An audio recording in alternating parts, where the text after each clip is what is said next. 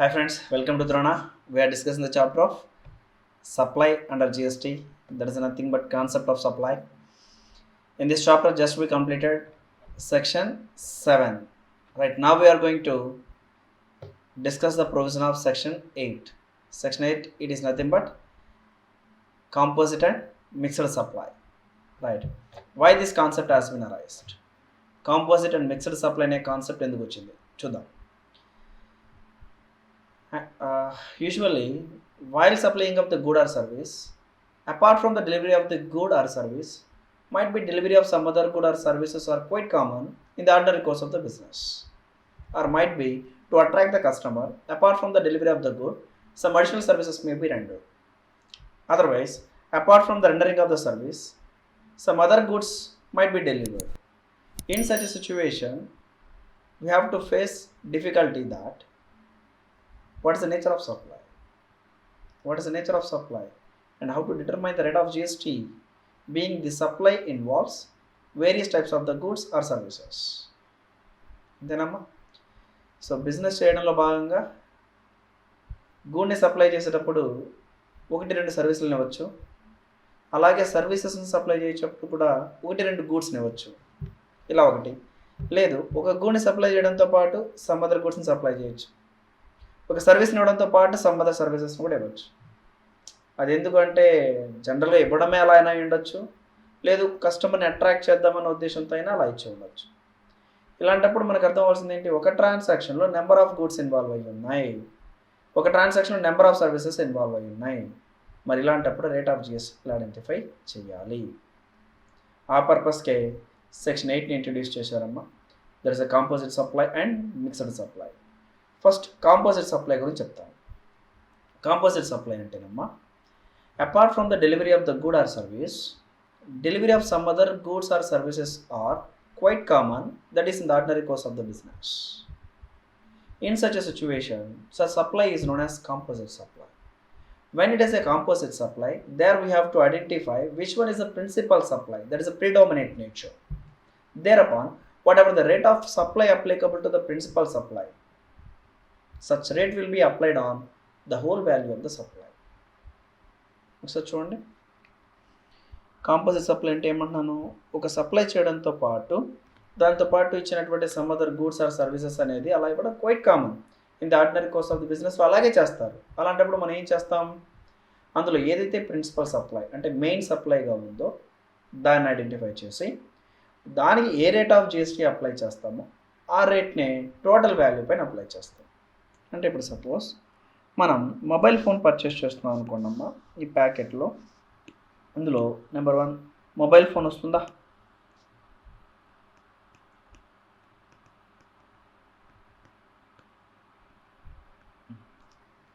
అనుకుందాం కొంతసేపు mobile phone అని. మళ్ళీ దీంతో పాటు ఏమి ఇస్తారు నాన్న, ఛార్జర్ కూడా ఇస్తారా? Right, there may be a chance. Right, earphones కూడా ఇవ్వచ్చా? రైట్. మరి ఇలాంటప్పుడు జనరల్గా మొబైల్ ఫోన్కి అయితే రేట్ ఆఫ్ జిఎస్టీ 18%, ఛార్జర్కి 12% అనుకుందాం. ఒరిజినల్ రేట్స్ కాదమ్మా, మారుస్తున్నాను. ఇలా 5% ఉంది. ఇప్పుడు టోటల్గా ఈ ఫోన్ సేల్ చేసేటప్పుడు ఏం చేస్తున్నాడు, total phone it is the worth of 10,000 ఇలా అమ్ముతున్నాడు. ఇప్పుడు ఈ మొబైల్ ఫోన్ మ్యానుఫ్యాక్చరర్స్ మీరే, రేట్ ఆఫ్ జిఎస్టీ ఎంత? మొబైల్ ఫోన్ సంబంధించిన 18% ఛార్జ్ చేయాలా, లేదు మొబైల్ ఫోన్స్తో పాటు ఛార్జర్ కూడా ఇస్తున్నారు కాబట్టి 12% ఛార్జ్ చేస్తారా, లేదు 5% ఛార్జ్ చేస్తారా? What is the rate of GST? ఎందుకు ఇక్కడ what is the rate of GST అనే క్వశ్చన్ వచ్చింది? జనరల్గా జస్ట్ ప్రైమ్ ఆఫ్ వేసి షర్ట్ అమ్ముతున్నాం అనుకో, షర్ట్ పైన 12% జిఎస్టీ అంతే, 12. ఇందులో ఇంకొక మెటీరియల్ ఏది ఇన్వాల్వ్ కాలేదు కాబట్టి డైరెక్ట్గా ఏం చెప్తావు, 12% అంటావు. పెన్ ఉంది, పెన్ పైన రేట్ ఆఫ్ జిఎస్టీ 5% అనుకోండి, డైరెక్ట్ నువ్వు పెన్ అమ్ముతున్నావు అంటే 5% డైరెక్ట్ ఛార్జ్ చేస్తావు, ఇంకెవరిని అడగాల్సిన అవసరం లేదు. కానీ ఇక్కడ నేను మొబైల్ ఫోన్ సేల్ చేస్తుంటే వాటితో పాటు సమ్ అదర్ అడిషనల్ ఎక్విప్మెంట్స్ కూడా ఇస్తున్నాను. ఏంటని, ఛార్జర్ అని చెప్పని, ఇయర్ ఫోన్స్ అని చెప్పి. మరి ఇలాంటప్పుడు ఏ రేట్ ఆఫ్ జిఎస్టీ ఛార్జ్ చేయాలి? ఇలాంటి క్వశ్చన్స్కి ఆన్సర్ చేయడానికి ఎమర్జ్ అయినటువంటి కాన్సెప్ట్ ఏనమ్మా, ఏంటది, composite supply and mixer supply. మరి ఇప్పుడు చెప్పండి అమ్మా, ఇది కాంపోజిట్ సప్లయా, మిక్స్డ్ సప్లయా? మనం మిక్స్డ్ సప్లై అంటే తెలియదు కదా, ఇంకా కాంపోజిట్ సప్లై అంటే నేర్చుకుందాం. ఏంటది?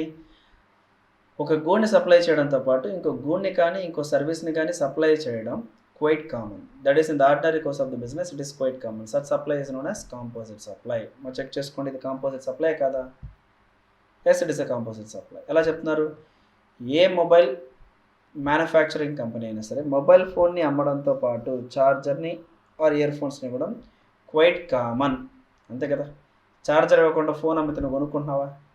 లేదు కదమ్మా. అంటే ఏంటి? ఏ కంపెనీ అయినా ఇలా అమ్మడం క్వైట్ కామన్. అలాంటప్పుడు మనం ఏం చేయాలి? ఇందులో ప్రిన్సిపల్ సప్లై ఏంటి అని ఐడెంటిఫై చేయాలి. సార్ ప్రిన్సిపల్ సప్లై ఏంటి? Which one have a predominant nature? Buyer తను కొనేటప్పుడు తన ఇంటెన్షన్ ఏది కొనాలనుకుంటున్నాడు, ఆ ఐటమ్స్లో వేటిని చూడాలనుకుంటున్నాడు, వేటిని పర్చేస్ చేయాలనుకుంటున్నాడు అని చెప్పేది predominant nature, that is a principal supply. ఇప్పుడు ఎప్పుడైనా నువ్వు ఇయర్ ఫోన్స్ కొనాలనే ఉద్దేశంతో ఫోన్ కొంటావా? ఛార్జర్ కొనాలనే ఉద్దేశంతో ఫోన్ కొంటావా? లేదు కదమ్మా. ఫోన్ కొనాలని ఫోన్ కొంటే దాంతోపాటు ఛార్జర్, ఇయర్ ఫోన్స్ తీసుకుంటావు. So that here the predominant nature it is mobile phone. What is the rate of GST applicable to the mobile phone? 18%. It has to be charged at the rate of 18%. Being the principal supply is mobile phone, the rate of GST applicable to the mobile phone it is 18, it has to be charged on it. Is it clear? ఇది composite supply. లేదు, ఇంకో example చూద్దాం. ఇంకో example, suppose మీరే మన state నుంచి ముంబైకి వెళ్దామని చెప్పని ఫ్లైట్ టికెట్ బుక్ చేస్తున్నాను అనుకుందాం. ఏంటమ్మా? Flight ticket. ఇలా ఫ్లైట్ టికెట్ బుక్ చేస్తేనమ్మా ఫ్లైట్ సర్వీసెస్ ఉన్నాయా? ఫస్ట్ వన్ ఏంటి? ఎయిర్లైన్ సర్వీసెస్ ఇస్తారు. First one airline services, right. దీంతో పాటు ఏం చేయొచ్చమ్మా? మనకు ఫుడ్ ఏదైనా ప్రొవైడ్ చేయొచ్చు కదా మధ్యలో. సపోజ్ ఇక్కడ నుంచి మనం ముంబైకి టికెట్ బుక్ చేస్తున్నాం, కానీ ఇప్పుడు ఆ పర్సన్ ఎలా తీసుకెళ్తున్నాం అంటే ఇక్కడ నుంచి బెంగళూరు తీసుకెళ్ళి బెంగళూరు నుంచి ముంబై తీసుకెళ్తున్నాడు అనుకోండి, మధ్యలో స్టే ఏదైనా ఉన్నప్పుడు ఫుడ్ ప్రొవైడ్ చేయాలా? ఎస్. వాటితో పాటు ఏం చేస్తానంటే ఎంటర్టైన్మెంట్ కూడా ప్రొవైడ్ చేస్తున్నాడు. అంటే ఏంటి? ఏదైనా సినిమా చూడొచ్చు, వీడియో గేమ్ ఆడొచ్చు, ఇలాంటిది. వీటితో పాటు అమ్మ నీకు కావాల్సినటువంటి క్లీనింగ్ అండ్ సెక్యూరిటీ, ఎన్ని సర్వీసెస్ ఉన్నాయి. ఇప్పుడు సపోజ్ ఎయిర్లైన్ సర్వీస్ అనుకున్నామా, rate of GST 18% and food services 5% and entertainment services let us assume 28%. 28 కాదమ్మా, కానీ నేను తీసుకుంటున్నాను. Cleaning and security services concern 18. ఇప్పుడు ఏ రేట్ ఆఫ్ GST ఛార్జ్ చేద్దాం. బట్ టోటల్గా నాకు ఇదేంటి, ఈ జర్నీ కోసం ఛార్జ్ చేసినటువంటి అమౌంట్ ఎంత అంటే 5,000 rupees. This is the fair. A rate charge చేద్దాం? 18 ఛార్జ్ చేద్దామా, 5, 28, 18? ఏ రేట్ ఛార్జ్ చేద్దాం నేను చెప్పండి. ఎలాంటప్పుడు మనకు తెలియాల్సింది ఏంటి? ఇది కాంపోజిట్ సప్లయా, మిక్స్డ్ సప్లయా? ఎందుకంటే అమ్మా ఎయిర్లైన్ సర్వీసెస్తో పాటు సమ్ అదర్ సర్వీసెస్ ఉన్నాయి. So that there we have to understand whether it is a composite or mixed. Remember, in the airline services, it is quite common, apart from the airline services, providing of the food, entertainment, cleaning and securities. So that here, it is a composite supply. And what is the principal supply? Predominant nature, airline services. అంతే కదమ్మా. Food తినాలనే ఉద్దేశంతో flight ఎక్కాం కదమ్మా, entertainment కోసం flight ఎక్కాం కదమ్మా, ఒక place నుంచి ఇంకో place travel చేయాలనే ఉద్దేశంతోనే కదా మనం ఫ్లైట్ సర్వీసెస్ తీసుకుంటాం. So here the predominant nature it is airline services. So that వీటిపైన టోటల్గా మనం ఏ రేట్ ఛార్జ్ చేస్తామంటే 18%.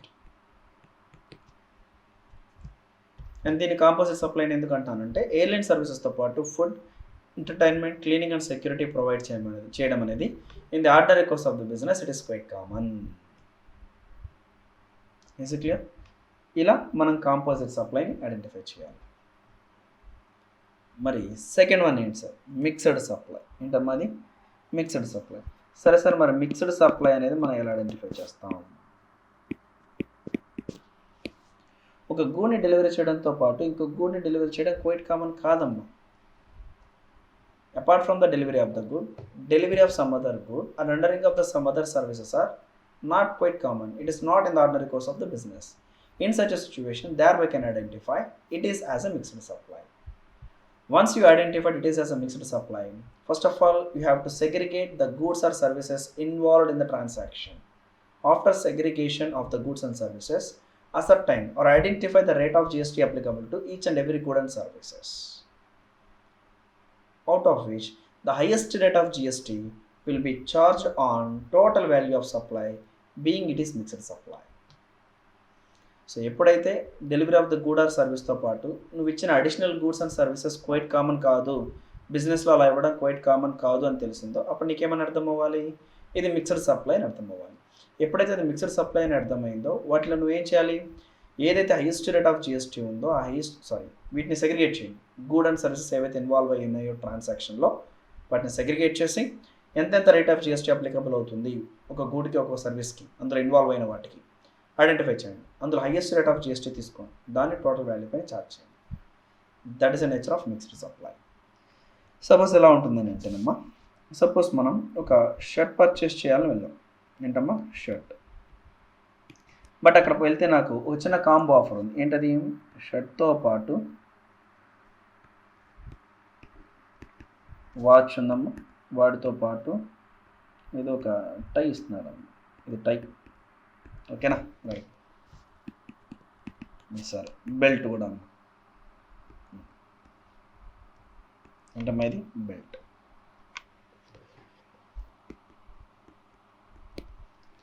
నేను షర్ట్ పర్చేస్ చేద్దామని వెళ్ళిన వాడిని, బట్ అక్కడ ఇలాంటి కాంబో ఆఫర్ ఉందమ్మా, ఇలాంటి కాంబో ఆఫర్ ఉంది. అండ్ నాకు తెలుసమ్మా ఈ షర్ట్ అయితే యాక్చువల్గా లెటస్ 1000, ఇలాంటి వాచ్ అయితే ఒక 2000, ఈ టై అయితే ఒక 500, ఈ బెల్ట్ అయితే ఒక 800 ఉంటుంది. ఇలా ఉంటే నాకు దీన్ని ఏం చేశాడంటే నాకు ఆఫర్ ప్రైస్ కింద 2000 రూపీస్కే సేల్ చేస్తున్నాడు, రైట్ అనుకుందాం. Let us assume this offer price, combo offer.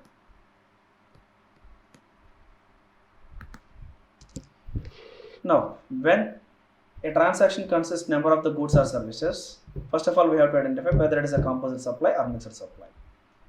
సరే, నేను షర్ట్ కొందామని వెళ్ళిన వాడిని అక్కడ ఈ ఆఫర్ని చూసి ప్యాక్ని పర్చేస్ చేశాను. ఇప్పుడు ఇది కాంపోజిట్ సప్లై కాదు చెప్పండి? కాంపోజిట్ సప్లై కాదు. ఎందుకు? ఒక గూడ్తో పాటు రిమైనింగ్ గూడ్స్ ఇవ్వడం అనేది క్వైట్ కామనా? ఎక్కడైనా షర్ట్ కొంటే టై కొనడం, దాంతోపాటు బెల్ట్ వాచ్ కొనడం క్వైట్ కామనా? లేదు కదమ్మా. అలా ఉంటే ప్రతి షర్ట్కి మ్యాచింగ్ అన్నీ ఉండేటివి, అంతేనా? రైట్. గర్ల్స్ అలా పర్చేస్ చేయించామమ్మా నాకు తెలీదు, బట్ నేను బాయ్స్కి సంబంధించిన కూడా ఎగ్జాంపుల్ తీసుకున్నాను. Is it right? Good, right. మరి ఇప్పుడు ఇలా షర్ట్ని పర్చేస్ చేయడంతో పాటు రిమైనింగ్ గూడ్స్ని పర్చేస్ చేయడం క్వైట్ కామన్ కాదు. And business person point of view also, apart from the delivery of the goods, delivery of the remaining goods or services are not quite common in the ordinary course of the business in this situation. So that when it is not a composite supply, automatically we can say that it is as a mixed supply.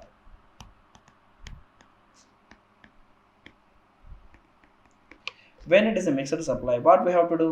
We have to identify the rate of GST applicable to the each and every code. Suppose, see here, to the shirt rate of GST is 12%, and to the watch the rate of GST is 18%. And to the tie 28%, and let us assume to the belt 5%. These are different rates of GSTs which are applicable, right? మరి ఇప్పుడు ఏం చేయమంటారు? ఇందులో highest rate of GST identify చేయండి. ఏంటది highest rate of GST? 28%. వాటిని charge చేయాలి వీటి మీద. అదేంటి సార్, ఇందులో షర్ట్ ప్రైస్, వాచ్, టై ఉంది కదా, విడివిడిగా ఛార్జ్ చేస్తాను. నువ్వు విడివిడిగా అమ్ముకుంటే హ్యాపీగా సపరేట్ ప్రైస్ని నువ్వు ఛార్జ్ చేయొచ్చు, సపరేట్ రేట్ని ఛార్జ్ చేయొచ్చు, అంతే కదా? When you are selling individually, you can apply individual rate of GST. But when you are selling it is as a composite supply, when you are selling all these things are combinedly under the combo pack, it will give an indication that it is as a mixed supply. When it is indicated as a mixed supply, automatically you have to identify the goods involved in the transaction. Apart from that, we have to identify the rate of GST applicable to each and every good, and the highest rate of GST shall be charged on entire value of supply, being it is mixed supply. అర్థమైందమ్మా? ఇలా ప్రతి ట్రాన్సాక్షన్లోనూ composite supply ఏంటి, mixed supply ఏంటి మనం identify చేయాలి. అలా identify చేసి కాంపోజిట్ సప్లై అయితే ప్రిన్సిపల్ సప్లై, ప్రీడామినేట్ నేచర్ ఏదైతే ఉందో దానికి సంబంధించిన రేట్ ఆఫ్ జిఎస్టీని టోటల్ వాల్యూ పైన ఛార్జ్ చేస్తాం. అదే మిక్స్డ్ సప్లై అయితే వాటిలో డిఫరెంట్ గూడ్స్ అండ్ సర్వీసెస్ని ఐడెంటిఫై చేసి వాటి రేట్ ఆఫ్ జిఎస్టీని అసర్టైన్ చేసి అందులో హైయెస్ట్ రేట్ ఆఫ్ జిఎస్టీని టోటల్ వాల్యూ పైన ఛార్జ్ చేస్తాం. That is the difference between composite supply and mixer supply. వీటితో పాటు కొన్ని ఎగ్జాంపుల్స్ అడుగుతాను, మీరే ఆన్సర్ చేయండి అమ్మా. సపోజ్ నేను పేస్ట్ పర్చేస్ చేయడానికి వెళ్ళాను అనుకోండి. పేస్ట్తో పాటు నేను పర్చేస్ చేయాలనుకుంది పేస్ట్, బట్ ఫస్ట్ ఏంటి ప్లాస్టిక్ పౌచ్ వస్తుంది, వాటిపైన ఏంటి కవర్ వస్తుంది. కవర్ నథింగ్ బట్ అట్టమ్మ కోట్ వస్తుందా, కలరింగ్. మరి ఇప్పుడు పేస్ట్తో పాటు వచ్చిన packing material composite supply, mixer supply. Actual packing material అయితే 5%, లోపల ఉన్న పేస్ట్కి అయితే 18%. మరి ఇప్పుడు ఏం అప్లై చేస్తారు in the ordinary course of the business? పేస్ట్కి ప్యాకింగ్ని సప్లై చేయడం క్వైట్ కామనే కదా. ఒకవేళ ప్యాకింగ్ లేని పేస్ట్ ఇస్తే నువ్వు కొంటావా? నువ్వు డైరెక్ట్ షాప్ పర్సన్కే అంటాడు, ఏమని అడుగుతావు? ఏమని అడుగుతావు నన్ను? ఏంటి సార్ మీరు వాడేసిస్తున్నారా ఏంటి అని అడుగుతావు.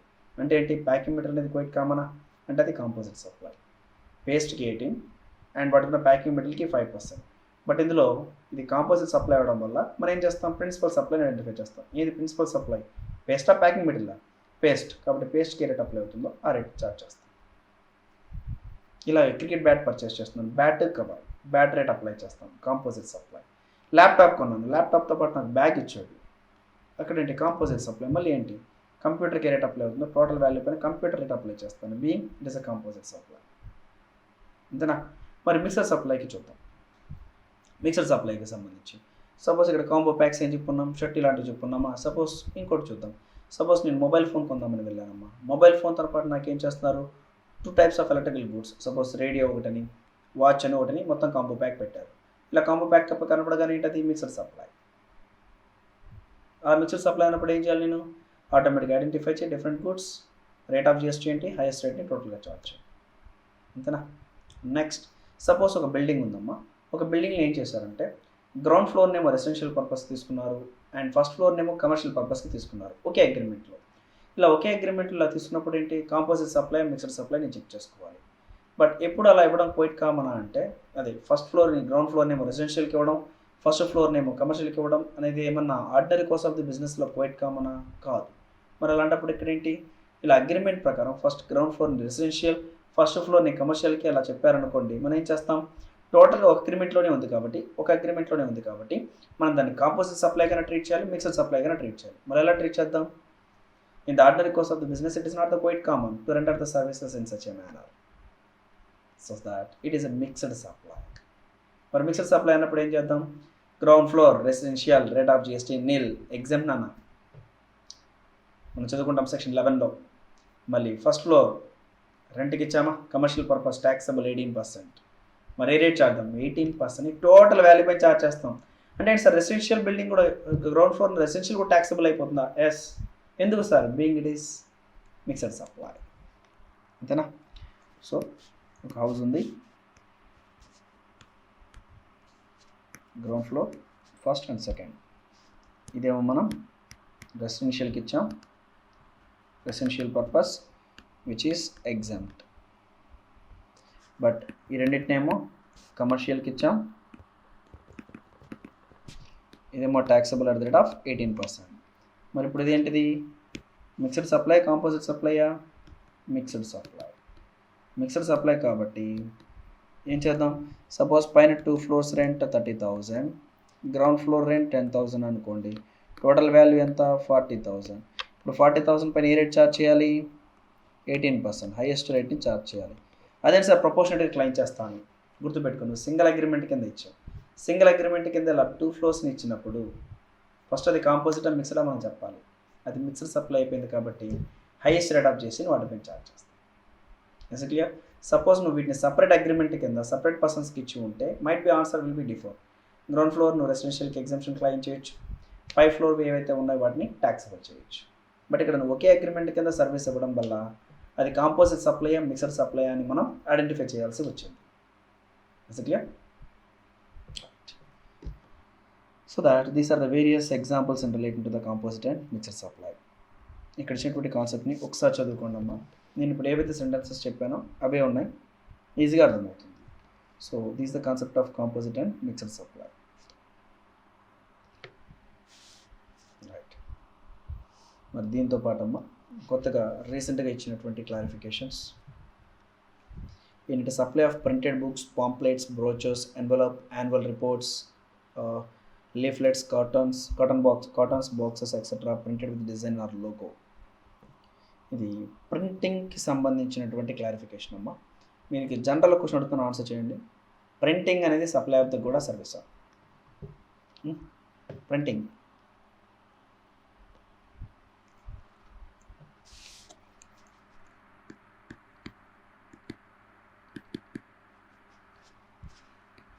Printing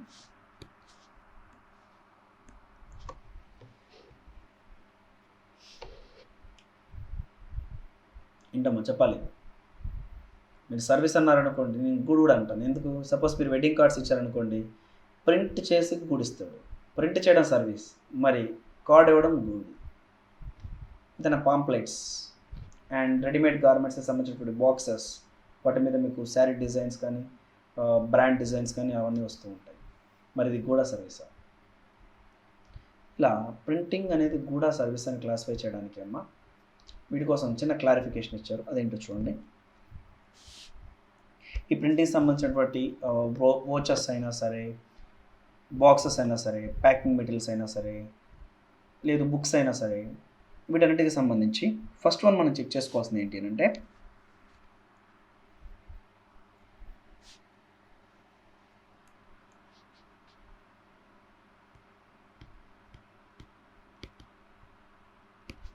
copyrights and patents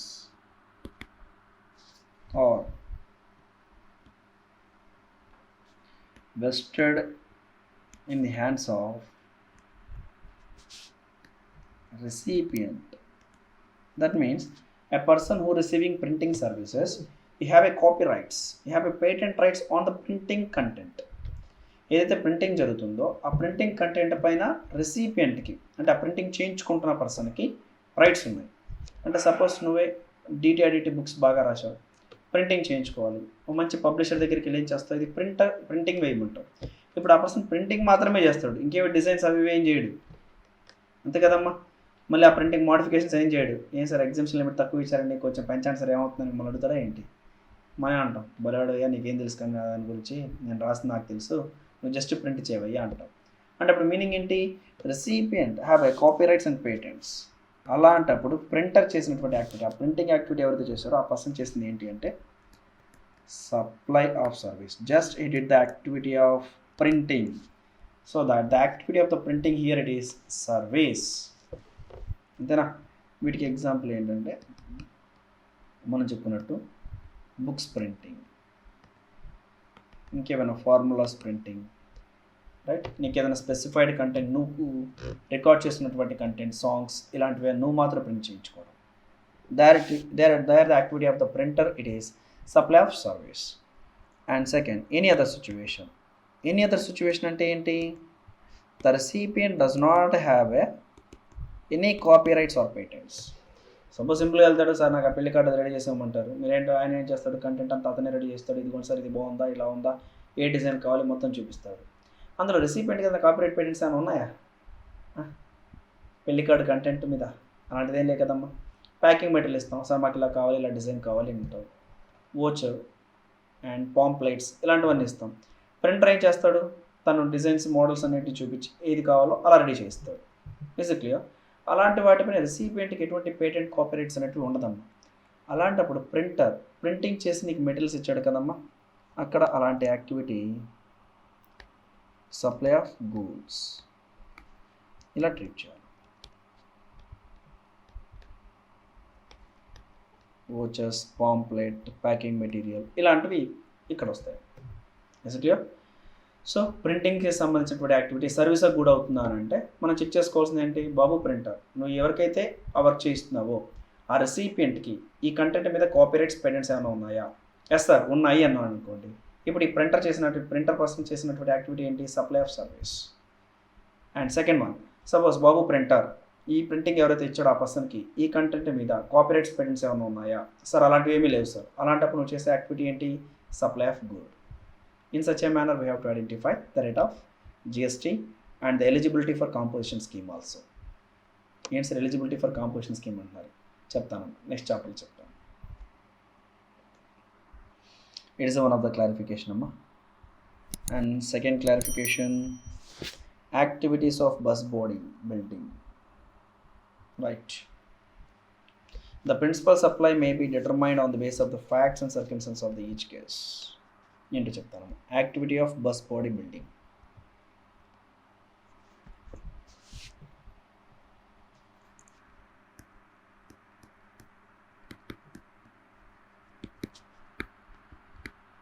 activity of bus body building.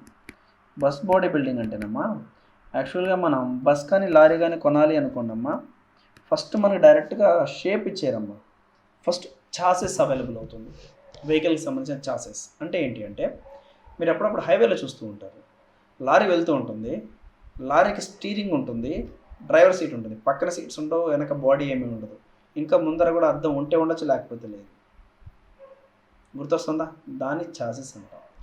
యాక్చువల్గా మనం అలా చాసెస్ కొని, ఇప్పుడు టాటా వాళ్ళ దగ్గర ఉంది, ఆ చాసెస్ కొని మన లోకల్లో మనకు నచ్చిన విధంగా మనం ఏర్పాటు చేసేసుకోవచ్చు బాడీని. దాన్ని నువ్వు బస్గా కావాలా, లేకపోతే స్లీపర్ గాను, మామూలు సీటర్ గాను, లేదా సమ్మదర్ నీకు నచ్చిన విధంగా నువ్వు ఏర్పాటు చేసుకోవచ్చు, రైట్? మరి ఇప్పుడు ఆ బాడీ బిల్డింగ్ గురించి మనం మాట్లాడుతాం. చాసెస్ కొనడం అనేది గుడే, ఎందుకంటే మనం లారీనో బస్కో సంబంధించిన చాసెస్ కొంటున్నాము అంటే అది గుడ్, నో డౌట్. బట్ ఇప్పుడు దానికి సంబంధించిన బాడీ బిల్డింగ్, ఆ బాడీ బిల్డింగ్ అనేది సప్లై ఆఫ్ ద కూడా సప్లై ఆఫ్ ద సర్వీసా? ఎలా చెప్తామంటే ఇప్పుడు దీన్ని, ఇప్పుడు ఈ బాడీ బిల్డింగ్ అనేది చేస్తుంది ఎవరు? Suppose body building done by manufacturer. అంటే ఏంటంటేనమ్మా, టాటా కంపెనీ దగ్గర నుంచి లారీకి సంబంధించి బస్సుకి సంబంధించి చాసెస్ కొన్నాను, వాళ్ళకే బాడీ బిల్డింగ్ యాక్టివిటీ ఇచ్చాను అనుకోండి. అంటే ఏంటి, నాకు బ్యాక్ సైడ్ ఎలా కావాలి, అసలు డోర్స్ కావాలి, సీట్స్ ఎలా కావాలి, వాళ్ళ దగ్గరే చేయించుకున్నాను అనుకోండి. టోటల్గా యాక్టివిటీ ఏమవుతుందంటే సప్లై ఆఫ్ గూడ్ అవుతుంది. ఏమవుతుంది? Supply of good. ఇలాంటప్పుడు ఏం యాడ్ చేస్తారు? Value of chassis, value of chassis plus body building. అంటే మనం ఏదైతే బ్యాక్ సైడ్ ఇలా కావాలి అలా కావాలి అని చెప్పని మన అడిషన్స్ చెప్పాము, టోటల్ వాల్యూ ఏంటిది? సప్లై ఆఫ్ గూడ్, అంతేనా? బట్ అలా కాకుండా మనం టాటా కంపెనీ దగ్గర నుంచి జస్ట్ చాసెస్ పర్చేస్ చేసుకొని బాడీ బిల్డింగ్ అనేది వేరే వాళ్ళ దగ్గర నుంచి చేయించుకుంటున్నాం.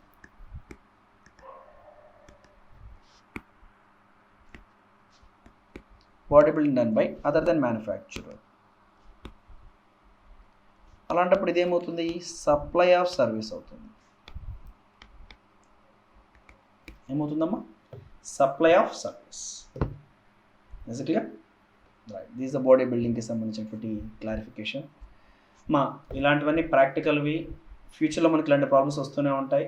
జిఎస్టీ కౌన్సిల్ డిస్కషన్ చేసుకొని వీటిని ఎలా ప్రాబ్లమ్ రిజాల్వ్ చేయాలని క్లారిఫికేషన్స్ ఇస్తూ ఉంటారు. We have to follow all those things, right? అందుకేనమ్మా ఇండైరెక్ట్ ట్యాక్స్ సబ్జెక్ట్ ఎప్పుడు ఎవర్ గ్రీన్, మారుతూనే ఉంటుంది.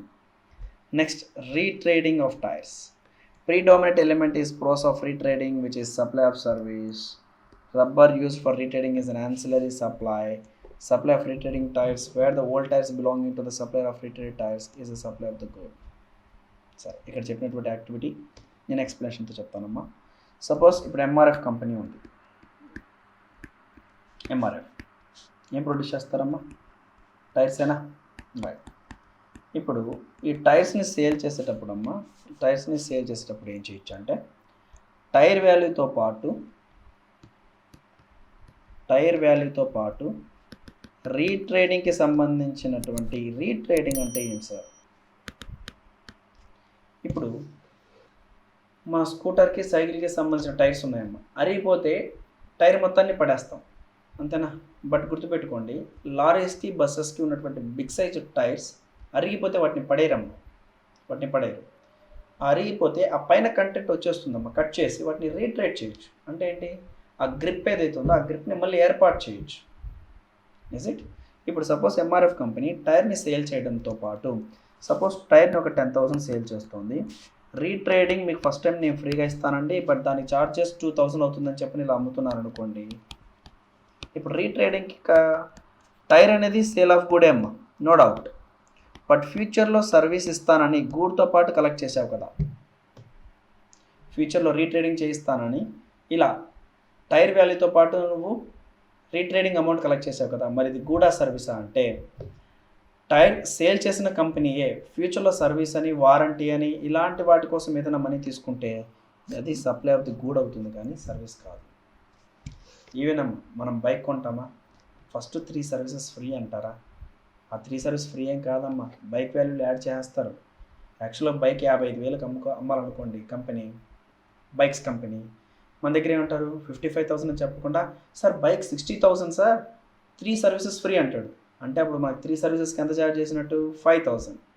అంతేనా? బైక్ వాల్యూ 55,000, సర్వీసెస్కి 5,000, టోటల్ 60,000 మన దగ్గర తీసుకొని ఏమంటాడు బైక్ 60,000 అండి, 3 సర్వీసెస్ ఫ్రీ అంటాడు. సరే మన దగ్గర 60,000 తీసుకొని డిపార్ట్మెంట్కి ఎలా చూపిస్తాడు 55,000 towards the bike, 5,000 towards the service. ఇలాంటి డిపార్ట్మెంట్ ఏముంటుంది, అలాంటి క్లాసిఫికేషన్ ఏమీ లేదమ్మా. బైక్ అమ్మేటప్పుడు నువ్వు ఏ నేమ్తో అయినా మనీ తీసుకో, that is equal to the bike. And even though you are receiving for future warranty and services, still we have to consider it is as a good. అంతేనా? గూడ్ అమ్మేటప్పుడు ఫ్యూచర్ సర్వీసెస్ కోసం డబ్బులు ఏమైనా collect చేస్తే దాన్ని మనం గూడ్గానే treat చేయాలి. కాబట్టి రీట్రేడింగ్ ఫ్యూచర్లో చేస్తానని ఇలా ఏదైనా అమౌంట్ తీసుకుంటే still it is a supply of the good, right? Suppose example మాట చెప్తున్నా, ఎంఆర్ఎఫ్ టైర్ దగ్గర నుంచి, ఎంఆర్ఎఫ్ కంపెనీ దగ్గర నుంచి టైర్ కొన్నానమ్మా. వాటికి సంబంధించి ఇప్పుడు రీట్రేడింగ్ ఏం చేస్తున్నానంటే వేరే కంపెనీ ఉంది, సపోజ్ కే టైర్స్ అని ఉంది. ఏంటమ్మా? కే టైర్స్. వాళ్ళ దగ్గర రీట్రేడింగ్ చేయించా. ఆ రీట్రేడింగ్కి ఇప్పుడు వాళ్ళు 2,000 సపరేట్గా ఛార్జ్ చేస్తే అది సప్లై ఆఫ్ సర్వీస్. ఎందుకు? మ్యానుఫ్యాక్చర్ కాదు కదా, సమ్ అదర్ పర్సన్ నాకు రీట్రేడింగ్ చేయిస్తున్నాడు, there it is a supply of service. Is clear? These are the clarifications given. ఇదమ్మా లాస్ట్లో డెల్ క్రెడిట్ ఏజెంట్ కాన్సెప్ట్ మీకు రెఫరెన్స్ కోసం ఇచ్చాను, just go through, right? Totally we complete the chapter of concept of supply. Ensure check చేసుకోండి. Section 7 cover చేసామా, తర్వాత section 8 meaning and scope of supply, taxability of matters of composite and mixed supply, right? That's all for the day, and next chapter will start in the next class, next session. Thank you.